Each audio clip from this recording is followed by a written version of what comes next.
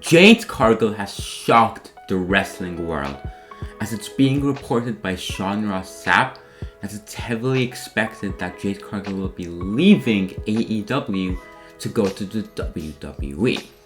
This comes less than a week after Jade Cargill returned to AEW, so nobody expected this. But now that it's being reported, and now that it truly looks like Jade Cargill will be going to the WWE, what's the lay of the land? What does this mean for AEW, and what does this mean for the WWE? And that's what we're here to talk about today. We're going to start out with AEW. What does this mean for All Elite Wrestling? Well, for one, do I think this is a big loss for AEW? Currently, I don't. Long term, absolutely.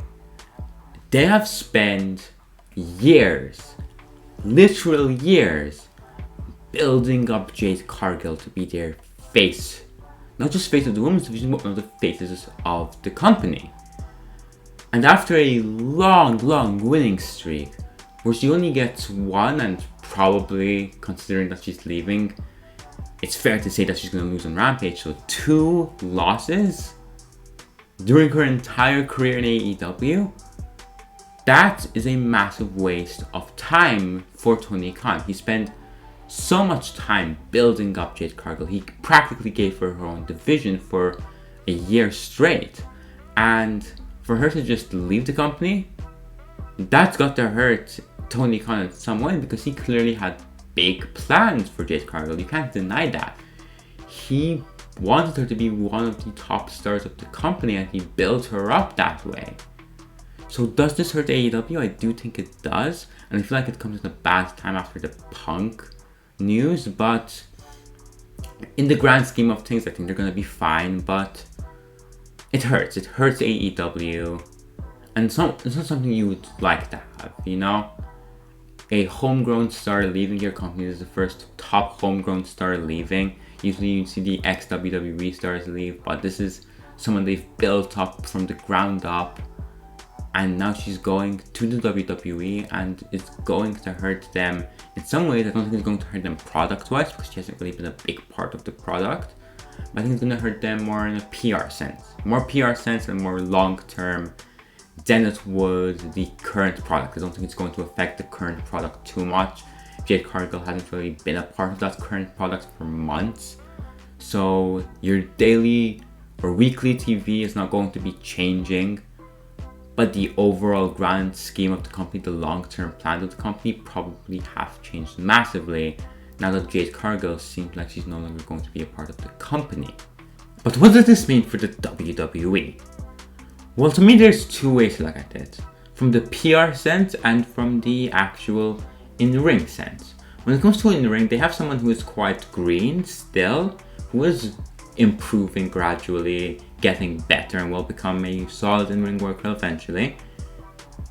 But at the same time, do you need to be a solid in-ring worker to succeed in the WWE? Jade Cargill has star quality. Jade Cargill has it. You can look at someone like Dirty Dom. Dirty Dom was never a top in-ring worker. He still isn't.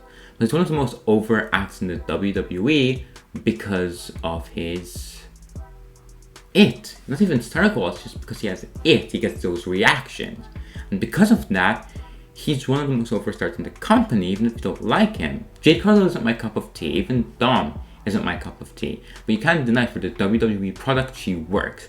You can have her against people like Bianca Belair, against Rhea Ripley, those type of names, against Charlotte Flair.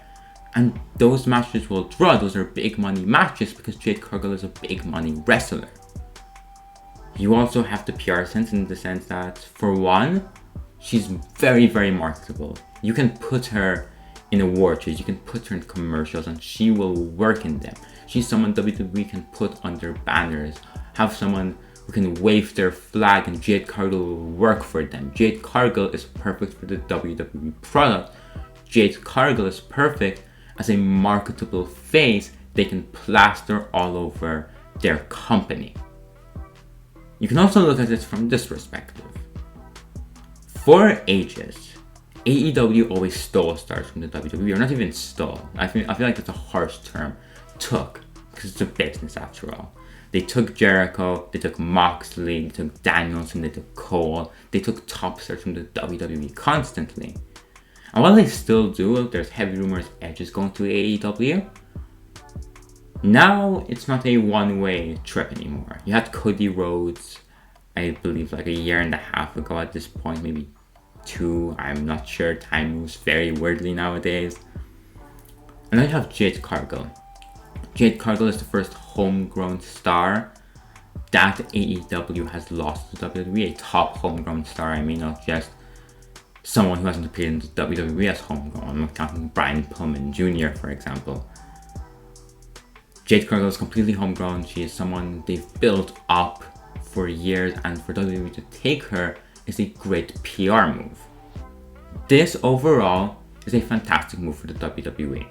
They take a star from AEW, so there's that PR, and they now have a new marketable face they can plaster all over their company.